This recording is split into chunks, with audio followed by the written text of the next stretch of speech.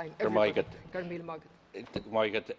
adinisin de Harris Lanche doing to Dáil Éireann go at their míle go 3 míle go leid danne ag taisial is dag héan ahan le an chartan seo chatte hanig 10 míle cuicéad danne is datri airport wall clia a wein agus tá muintin na tíre glasalte he was the sriante 5 kilometer agus a gnam cearna a dini ag chartista ar sire on the tíre gan casc agus gan bach.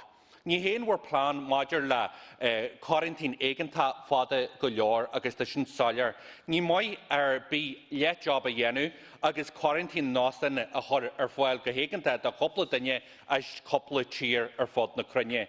Tá sin féin ag réileh go soilear go gaithí quarantine éigentá a bheith an nástan a chur do áhan duine a teag taisteal isteach go héireann gan cúis reachtainna. Minister, yesterday the Minister for Health told the Dáil that there are approximately 1,000 to 3,500 people arriving through Irish airports per day, with about 10,500 people travelling into Dublin Airport alone last week. And I think most right-thinking people will find these figures concerning, they'll find them disturbing, given the great sacrifices that many people have made over the last year and particularly the last number of months. And it makes no sense to people that they can't travel beyond 5 kilometres, yet those who travel to Ireland on their holidays can arrive in this state virtually unimpeded. Yet that is the policy that your government intends to pursue with the legislation that is before this House and that you are pressing this afternoon. What you intend to introduce is mandatory hotel quarantine for arrivals from 20 countries, only 2 of which have direct flights to Ireland, it should be noted. So rather than taking any meaningful action to prevent the importation of new strains or variants, you are putting in place a system that we know is unfit for purpose.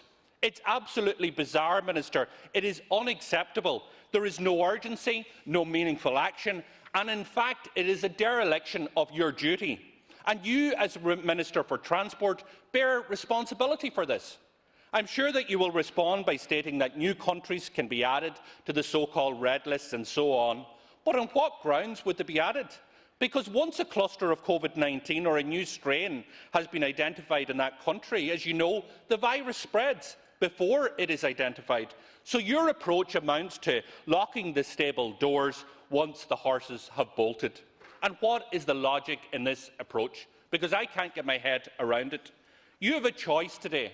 Because there are amendments that have been tabled, and I'm sure you know the amendments that we in Sinn Féin are tabling to this legislation. We want to work constructively. We want a system that works. We want a system that ensures the best protection for the Irish people. And one of our amendments is to make sure that anybody coming into the state, irrespective of which country they are travelling from, is subject to mandatory hotel quarantine for all non-essential travel. Minister, that is what's needed. Minister, that is what the people want. So will you accept this amendment, because the system that you are proposing will not work? Mandatory quarantine in a home is farcical and unenforceable. You said last weekend that Gardaí were already carrying out checks at people's homes to ensure they were quarantined after returning from abroad. Yet we heard from the General Secretary, Antoinette Cunningham, of the Association of Garda Sergeants and Inspectors on RTE Radio yesterday, and she said that her members hadn't a clue what you're talking about. She said that they've received no consultation, no guidelines, no operational instructions in respect to that role. So can you respond to that, Minister? Because this is a mess, a holy mess, Minister, and if the Gardaí do not have an idea what they're supposed to be doing, how does anybody else have one? The only proper way to deal with this is to ensure mandatory hotel quarantine for non-essential travel. So will you now accept the reality that that is what is needed to be done? Thank you. Thank you very much indeed, Las Concorla and Deputy. We agree on this, that we have to reduce right down the volume of people travelling in and out of this country, and to restrict and stop non-essential travel. And that is what we are doing. That's what the Garda Síochána are doing. Some 300 people, as I understand, the Minister of Justice would have all the details in terms of being fined at our airports for doing exactly that, as a clear signal that it isn't just advisory. We're saying no, there shouldn't be any non-essential travel. And where those people who do come, I believe it is appropriate for us to both set up the hotels, which this legislation that we just heard announced by the Minister for Health is going to do for those designated countries, and also the requirement that people from other countries, they do have to quarantine at a specific house, and that is the approach that we are going to take. Where the Garda Síochána, as I said, for example, at the moment, in terms of someone coming in without having provided a PCR test, the guards are doing checks on the homes. It is on not every single case. They have to manage as they see how they use their resources and deploy it. But a Garda spokesman came out last night and confirmed that is what they're doing. And I expect, and subject to the Minister of Justice, obviously has to make sure that their resources are deployed. But I think it's appropriate for doing what they're doing, a really good job at the airport and elsewhere around the country. There are several thousand fines have been applied for people who aren't abiding by the guidance and the rules that are in place. Can I say you kind of seem to criticise that we may adjust the rules depending on health advice, but that is what we're following. We're following best advice. Both the World Health Organization, ECDC, and our own national health authorities. I heard Mike Ryan at a conference organised by the Royal Irish Academy a few weeks ago ask this question about, can you just stop everything?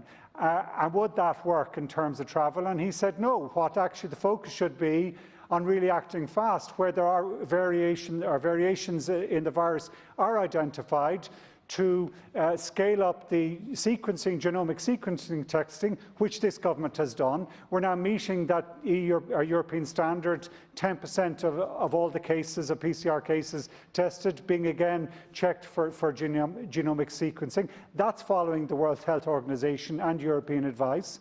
The European Centre of Disease Control similarly setting out its advice last Monday week, and we're following that pretty much to the letter. And I think that's appropriate. And I think it's particularly appropriate in our own circumstances because we share this island with 2 jurisdictions, and that does present certain characteristics in terms of how we manage travel. I think it's appropriate, the approach we've taken, where we're working with the UK government, because we don't have a northern counterpart which has the devolved powers on the travel area, so that we work in cooperation across these 2 islands on what's known as a 2-island strategy, where we minimise the risk. And they're following a very similar strategy to ourselves, just not exactly the same. You'll have different health authorities identifying different countries or different risks, but it is very similar, with very similar backup rules in terms of fines and so on. And I think that's appropriate as we roll out the vaccines. But one thing is absolutely clear, and I 100% agree with you on, the large amount of travel which has been done for non-essential purposes, that does have to stop. That is why those guards outside the airport issuing €500 fines. And yes, we have to police and make sure that anyone who does come in without a PCR test is actually checked up. And that's done on the basis of random checks in the House as one of the series of measures we need to put in place. Thank you. Minister, let's call a spade a spade. Mandatory quarantine in your home will not work. That is not quarantine. And the Gardaí, sergeants and inspectors have come out and says they don't know what you're talking about. They don't know what you're talking about. These are the people, the sergeants and inspectors across the area, when you make this claim that this has been followed up, that there's a robust system in place, when everybody and their dog knows that there's not. Now, we are an island nation. We have an opportunity to do our best to support the efforts of what is happening in the community, valiant efforts by people who are making huge sacrifices. And we have been asked as far back as May of last year to remove the discretion in relation to international travel, and the government have failed to implement it. We need to ensure that every person who comes into this state on non-essential travel, comes into this island, should be subject to mandatory quarantine. That is something that is within our gift. Can we ensure that new variants stay out? No, we can't. But we can do our damnedest to make sure that we do everything in our power. So will you finally accept the wishes of the opposition, the wishes of the Irish public, and actually do the right thing and introduce mandatory quarantine for all, hotel quarantine for all non-essential travel. My understanding of what that letter back in May last year is very similar to what we're actually doing now. It applied to non-residents in Ireland. Most of the traffic coming out of Dublin Airport, there isn't hardly any traffic coming out of any other airport, or indeed our seaports. It's down to nil pretty much. But those who are coming in and out are mainly Irish residents. Back in May last year, I understand the health authorities were suggesting a very similar approach to what has been taken, that for non-Irish residents, travellers from the rest of the world, that they would have to have a designated place where someone would quarantine. For those countries where there's a risk of the variant, and it's up to the health authorities to identify that will be a hotel.